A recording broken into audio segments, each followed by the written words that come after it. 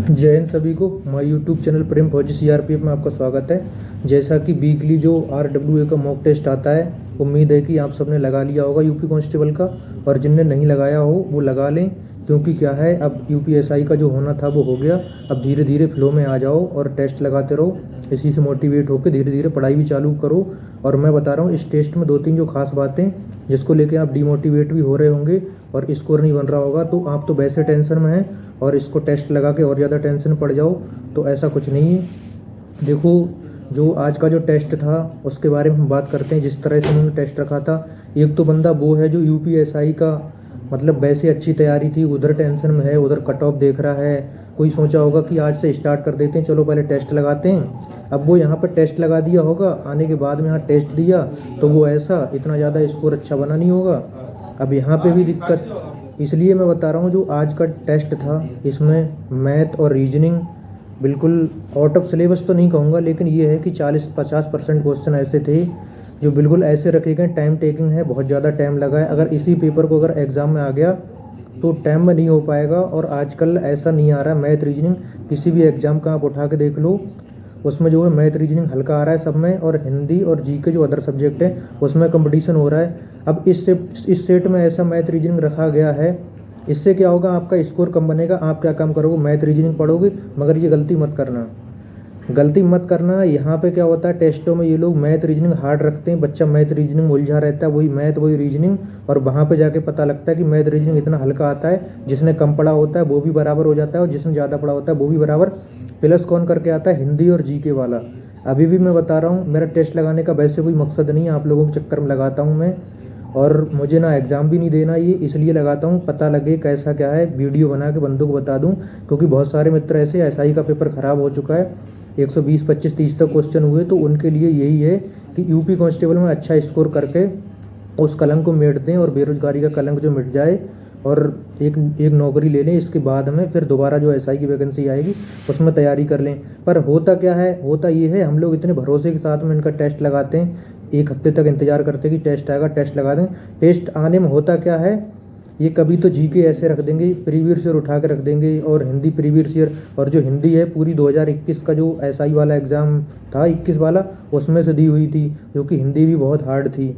हिंदी अगर देखा जाए तो हार्ड थी, जैसा पैटर्न चल रहा है एग्ज़ाम में वैसा देना चाहिए। अभी क्या होता है, कुछ बंदे यहाँ पर 99 परसेंटाइल मार के बहुत खुश हो जाते हैं, मेरा वहाँ बहुत अच्छा हो जाएगा, पर एग्ज़ाम का जो पैटर्न आता है वो बिल्कुल लो से थोड़ा मॉडरेट लेवल तक का आता है। वही दिक्कत नहीं करनी मित्रों, जिसका भी अगर 90-100 क्वेश्चन भी बनाना है अगर इस टेस्ट में, तो आपको बिल्कुल टेंशन लेने की ज़रूरत नहीं है।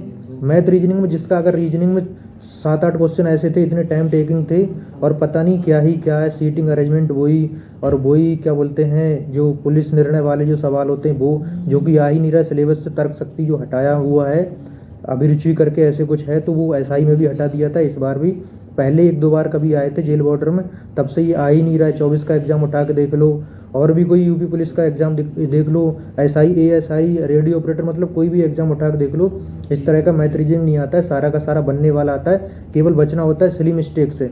हम यहाँ पे करते क्या, इतना हार्ड मैथ रीजनिंग देख के सिली मिस्टेक पे काम करते नहीं, हार्ड पढ़ते रहते हैं और पीछे लग जाते हैं उसके।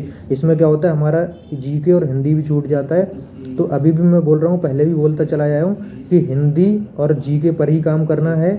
जो स्पेशल टॉपिक जितने दे रखे, इन्होंने सारे टॉपिकों से भले ही क्वेश्चन नहीं दिए थे, लेकिन तुम्हें क्या है, 1-2 टॉपिक थे वहाँ से क्वेश्चन नहीं थे, कृषि वगैरह जैसे हो गए, मानवाधिकार हो गया, जो टॉपिक उसमें दे रखे हैं वो पढ़ना, पढ़ते रहना, और हिंदी पढ़ते रहना। मैथ रीजनिंग पर ज़्यादा काम मत करना, एक बार पछता रहे हो दोबारा फिर पछताओगे। ये लोग तो इसलिए रखते हैं, अगर मैथ रीजनिंग हार्ड नहीं रखेंगे तो क्या आप मैथ रीजनिंग पढ़ोगे, इसलिए आपको इतना मैथ रीजनिंग हार्ड दिया जाता है, जिसको कि यहाँ पढ़ते रहो। अब मॉक टेस्ट का एनालिसिस करते हैं, कितना मेरा स्कोर बना है, कितना क्या है।